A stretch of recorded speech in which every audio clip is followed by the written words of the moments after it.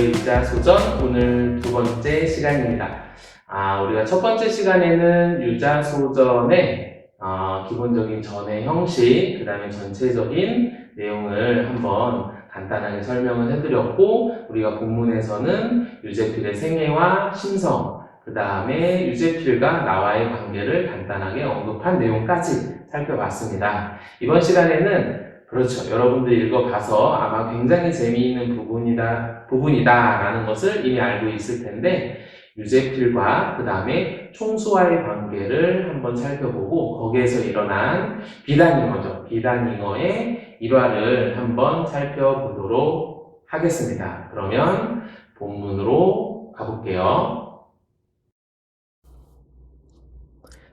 네, 본문으로 들어왔습니다. 네, 320쪽 같이 한번 보겠습니다. 여러분들이 전체적인 내용은 이미 알고 있기 때문에 뒷부분은 어떻게 보면 굉장히 빨리 지나갈 수 있을 것 같아요. 그쵸? 자, 우리가 저번 시간에 본 부분이 어떻게 보면 나와 유자와의 여러 가지 일화들이죠. 그쵸? 일화들이 이렇게 사파 형식이라고 해요. 이렇게 하나씩 들어와 있어요. 여러 가지 유자에 관한 일화들이. 자, 지금부터 볼 거는 이제 그렇죠. 비단잉어입니다. 이 잉어와 관련된 어떤 총수와의 관계, 이런 것들을 중심으로 살펴볼 텐데, 아마 뒷부분은 여러분들이 읽는데 어려움이 없었을 거예요. 대화로 이루어져 있기도 하고 내용이 재미있어서 어렵지 않게 읽었을 것 같습니다. 그러면 보겠습니다. 하루는 어디로 해서 와라 해서 가봤더니 뭐 파는 곳이냐면, 자, 뭐 파는 곳이죠? 전혀 어울리지 않게 귀꿈맞게도 붕어, 메기 이런 거 파는 거, 민물고기 파는 대포집이었어요. 자, 술을 한잔 하려고 하는 것 같은데 핵심은 민물고기예요. 자, 이 민물고기로 술상을 본 대포집에 데리고 간 이유는 이미 여러분들은 예측이 가능할 겁니다. 그렇죠. 이 민물고기는 비단잉어와 비교가 되지요. 뒷부분에 가보면 보겠습니다. 나는 한내를 떠난 일에 처음 대하는 민물고기 요리여서 새삼스럽기도 하고, 그리고 해감한다고 하는데, 해감내는 뭐냐면, 어떻게 보면 이제 바닷물이나 여러분들 뭐 해감시킨다 이런 얘기 들었을 거예요. 그 안에 있는 흙 이런 것들이 섞어서 이렇게 빼내면 냄새가 조금 나요. 어쨌든 민물고기는 별로였고, 여러 가지로 봤을 때 별로였는데 유자는 흙탕내도 아니고 시국내도 아닌 요 해감내가 문득 그리워져서 불렀대요. 그쵸? 그렇게 불렀다고 합니다. 그래서 서술자인 나가 막 궁시렁 거립니다. 이게 무슨 허울 좋은 소리지. 이게 너 여길 왜 왔냐? 이렇게 하면서 수채꾼형 내가 와서 어디 이거 먹겠냐 하면서 이까지 냄새가 뭐가 그리워서 이거 돈 주고 사 먹어 라고 하면서 투덜투덜 거립니다.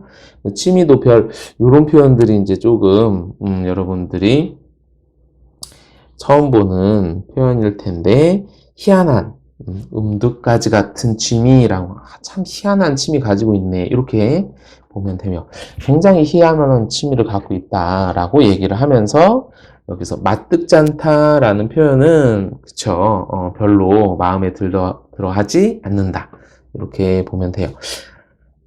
그렇게 얘기를 했더니, 자, 유자가 하는 말이 뭐라고 얘기하냐면, 유자가 이제 사투리를 쓰기 시작합니다. 우리 유자의 대화는 우리 처음이죠. 그래도 좀 구적구적 건디서 사는 고기가 헛구러 입어도 맛이 나서 이렇게 한번 얘기를 해요. 자, 여기서 헛구러 입어덤이라고 밑에 뜻이 나와 있죠. 외래버덤 이거 뭐뭐보다 이런 뜻이에요. 뭐뭐보다 맛이 나서 이렇게 얘기해요. 하면서 그날 일 말고 수그러들 기미를 보이지 않는 것이었다. 그가 자기 주장이 완강할 때는 반드시 경험론적인 설득 논리로 무장이 되어 있는 경우였다. 이거 무슨 말이냐? 유자가 자기 주장이 아주 강할 때는 분명히 자기가 직접 경험하고 난 근거를 들으면서 뭔가 할 얘기가 있는 거죠. 그리고 설득 논리도 굉장히 자기가 경험한 걸 바탕으로 한다라는 얘기예요. 그러니까 이날 뭔가 많이 할 얘기가 많았던 것 같아요, 유자가.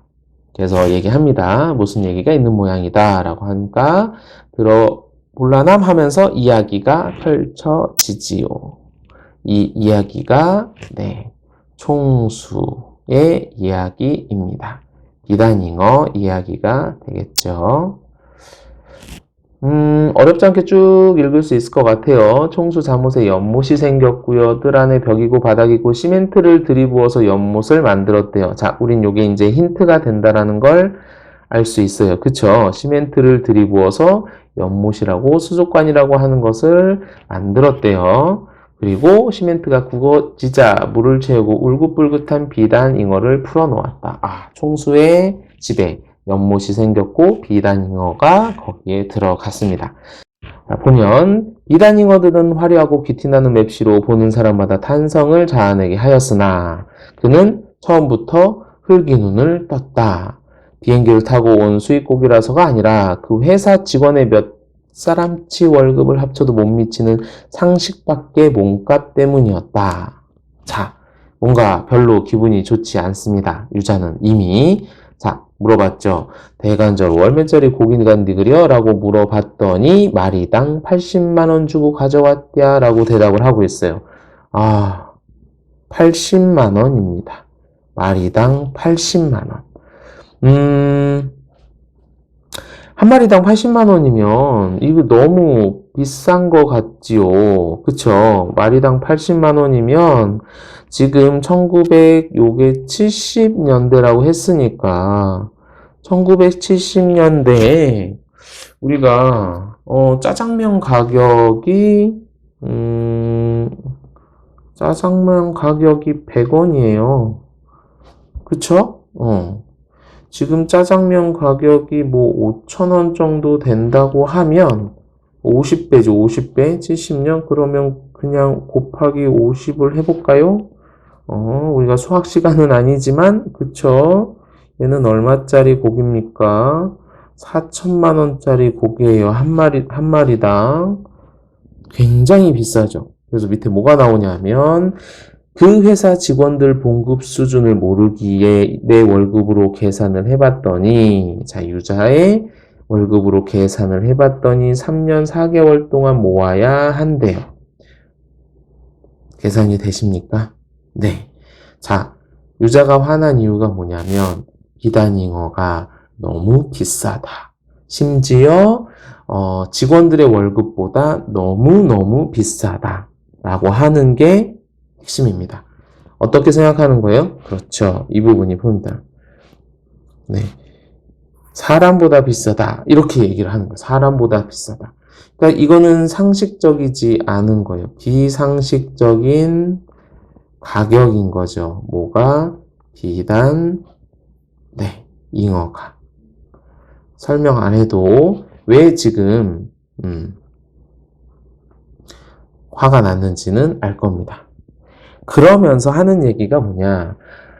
이런 얘기를 합니다. 보통 것은 아닐러만 그려 라고 하면서 베어낸 베토라나 뭘 하나를 틀어주면 그 가락대로 따라서 하고 차이코 프로시퍼라나 뭘 하나를 틀어주면 또 그락대로 뭘 한디야 막 이렇게 해서 춤을 춘다라고 얘기하고 있습니다. 자, 베토벤, 차이콥스키 우리도 들어본 어떻게 보면 유명한 사람이지만 어쨌든 이 노래를 틀어주면 뭘 한대요? 춤을 춘대요. 춤을. 그러면서 이게 순전 딴따라 곡이니께 라고 얘기하고 있습니다. 딴따라는 많이 들어봤죠? 요거 이제 옛날에는 연예인을 높게 평가를 하지 않았어요.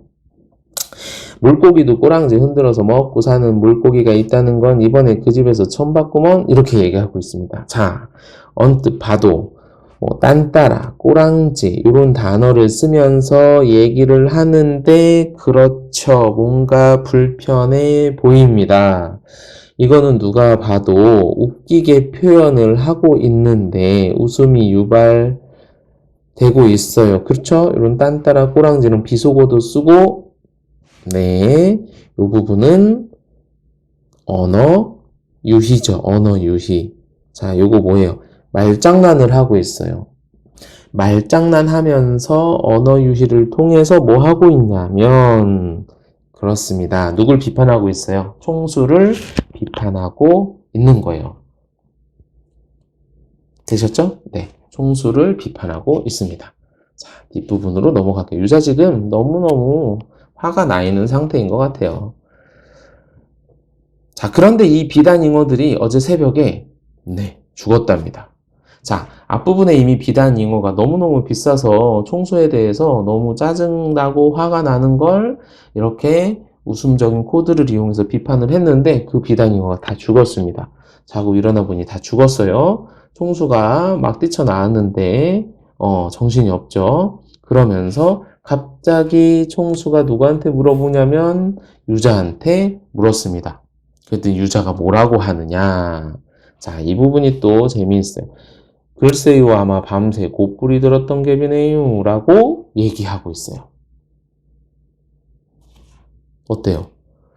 선생님 봤을 땐 이건 살짝 매기는 것 같아. 자, 곧불은 감기지, 감기. 우리 물고기가 감기 들어봤다는 얘기는 우리 들어본 적이 없죠. 이거는 너무 엉뚱한 얘기예요, 엉뚱한 얘기. 엉뚱한 얘기인데 이게 웃기다라는 거죠. 우리한테 웃음을 주니까. 근데 이 웃음도 뒷부분에 연결되겠지만 비판하는 내용이 들어가 있어요. 자, 유자는 불어 딴청을 부리는 거예요. 왜? 마음에 안 들거든, 지금 총수가.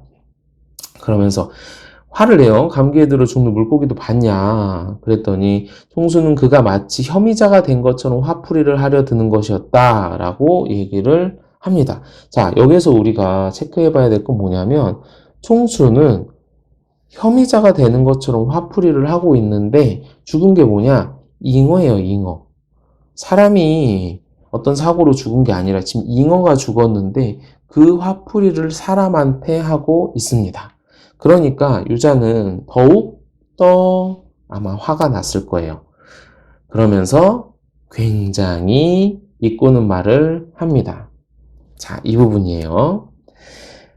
그야 팔자가 사나서 이런 후진국에 시집와 살라니께 여라 가지고 다 객고가 세여서 조시도 안 좋았을 테고 그런디다가 부릅쓰고 지루박이고 가락을 트는 대로 디립다 쳐댔으니께 과로에서 몸살기도 다소 있었을 테고 본래 받들어서 키우는 새끼들일수록이 다다 탈이 많은 법이니께 라고 얘기를 해요. 자, 내용 가만히 잘 보면 말도 안 되는 얘기를 하고 있어요.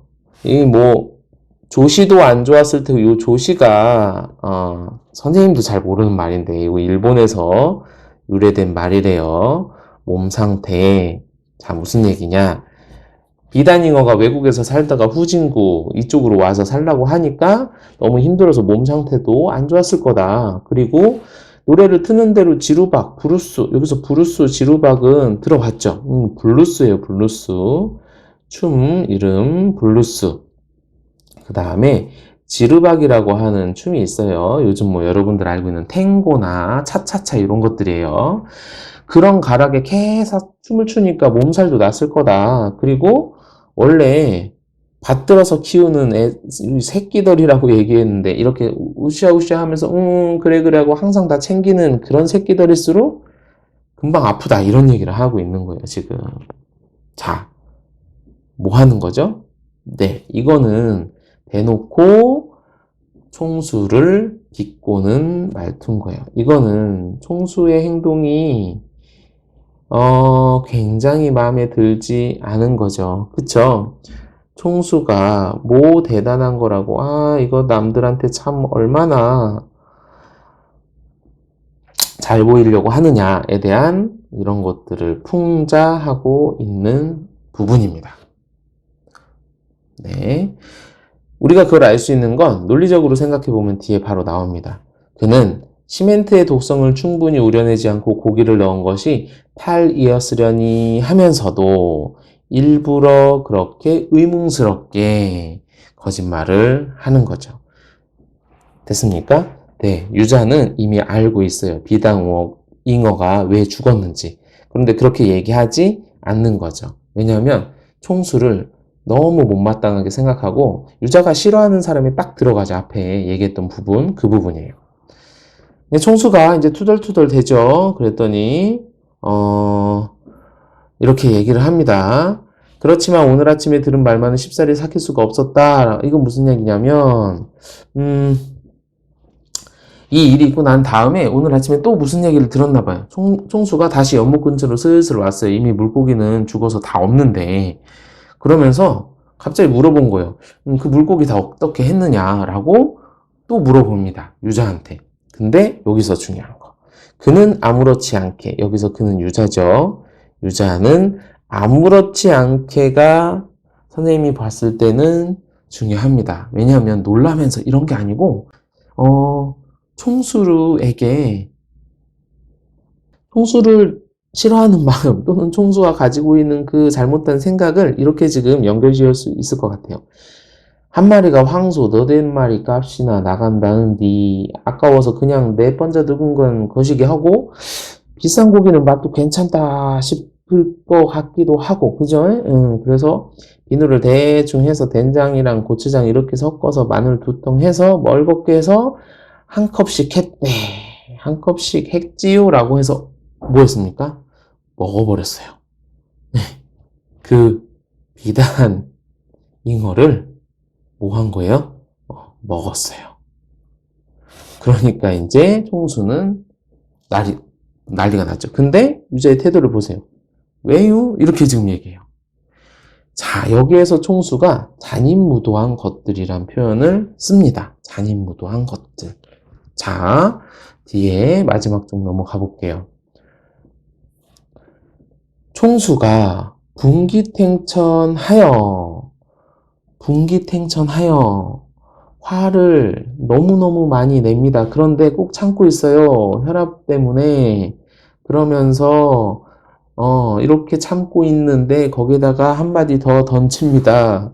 뭐라고 던집니까? 아니 달리 처리할 방법도 없자는갑요 라고 얘기하면서 유자가 그냥 한 번 더 너무나 능청스럽게 그렇죠. 태연하게 얘기를 하는 거예요. 아까 유자가 가지고 있는 성품 중에 줏대가 흔들리지 않는다고 했어요. 주장을 강하게 한다고 했어요. 그쵸?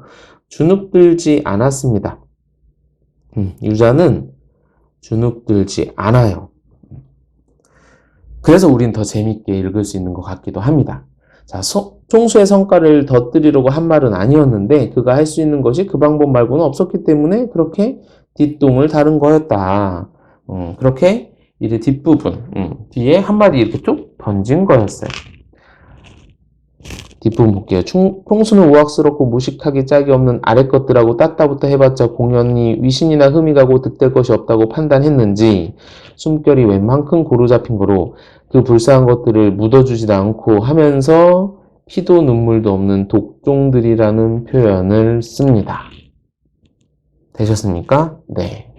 자, 여기에서 우리가 체크를 해봐야 될 부분은 뭐냐면 피도 눈물도 없는 독종들이라는 표현이에요.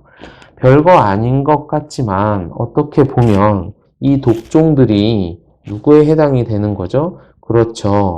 물고기를 먹은 직원들이에요, 지금. 물고기를 유자 혼자 먹은 게 아니라 그 같이 일하는 직원들이랑 먹었다라는 거죠. 근데 그 직원들을 독종이라고 표현을 했고 피도 눈물도 없다라고 표현을 했습니다. 자, 가만히 생각해 보세요. 지금 비단잉어가 중요해요? 직원들이 중요해요? 총수는 비단잉어는 불쌍하다고 생각하고 직원들한테는 굉장히 비인간적으로 대우를 하고 있습니다. 자, 이게 총수가 비판을 받을 만한 이유가 되는 거예요. 됐습니까? 사람보다 비단잉어를 더 소중하게 생각하고 있는 총수의 행동인 거죠. 자, 앞에 선생님이 민물고기집에서 소주를 먹는다고 했어요. 민물고기집이 왜 그리웠다라고 했는지 이제는 감이 잡히시죠? 네. 물고기 맛이 어떠냐고 물어봤더니 이렇게 얘기를 하고 있다. 별 맛이 없었다. 그래서 뭐가 생각이 난 걸까요? 그렇죠. 아마 그렇게 비싼 물고기라고 해도 별맛 없다. 차라리 뭐가 낫다? 민물고기가 낫다. 라는 생각을 유자가 했던 것 같아요.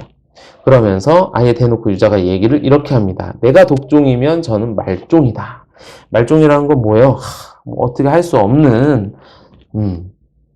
종이다라는 거죠. 총수를 그렇게 비교하고 있습니다.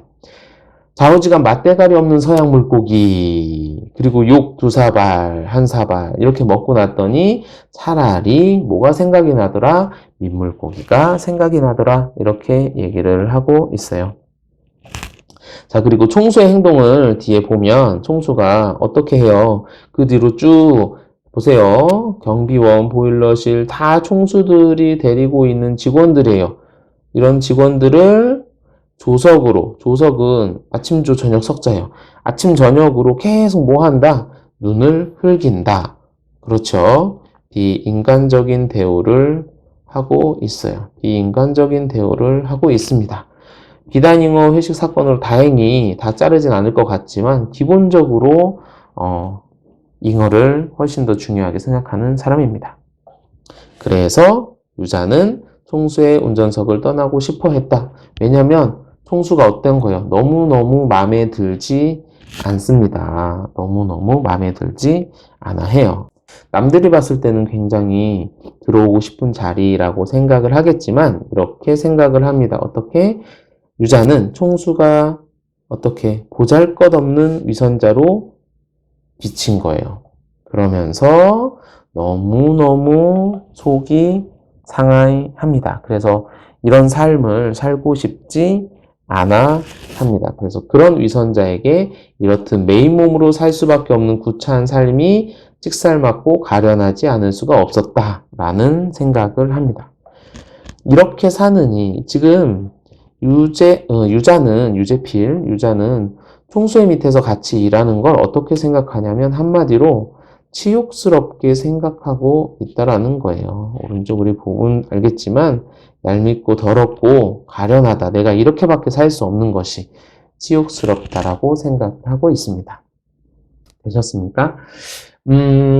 우리가 총수와 유자의 관계를 이렇게 한번 간단히 살펴봤는데 전체적으로 우리 유자는 굉장히 총수에 대해서 비판적으로 접근을 하고 있고 총수의 모습이 위선적이다 이렇게 생각을 하고 있습니다. 본문 우리가 다 살펴봤어요. 그렇죠? 대표적인 그림이라고 할 수 있는 부분을 간단하게 이렇게 띄워놨는데 자, 살펴보시면 총수가 나오고 유제필로 보이죠. 총수와 유제필의 관계를 우리가 여실하게 다 확인해 볼 수 있는 시간이었어요. 유자소전을 한번 간단히 정리해 보면 유자소전은 단편 소설이기도 하고요. 그 다음에 사회를 비판하는 풍자 소설이기도 합니다. 유제필이라고 하는 사람이 총수의 어떤 성품을 비판하기도 하죠. 근데 아주 총수 한 명만을 비판한다기보다는 1970년대를 배경으로 해서 1970년대 많은 사람들, 특히 그 사회가 굉장히 보여주기식, 물질을 굉장히 중요하게 생각하는 물질 만능주의의 현대사회 전체를 비판했다. 이렇게 생각하셔도 될 것 같습니다. 그리고 전의 형식을 띄었다는 것도 굉장히 중요한 포인트라고 생각합니다. 전이라고 하는 것은 우리나라의 전통적인 기록 방식인데 우리나라의 전통적인 기록 방식을 이어받아서 현대소설에서도 유제필이라고 하는 평범한 인물을 전의 형식을 빌어서 소설로 표현해냈다라고 하는 점도 굉장히 중요하고요. 그 다음에 우리가 읽기 조금 어려웠지만 그렇죠. 사투리죠. 충청도 사투리가 굉장히 구수하게 나오는데 그런 충청도 사투리를 통해서 어떻게 보면 더 재미있고 더 풍자적으로 더 생생하고 현장감 있게 우리가 소설을 바라볼 수 있었다, 읽을 수 있었다 이렇게 볼 수 있겠습니다.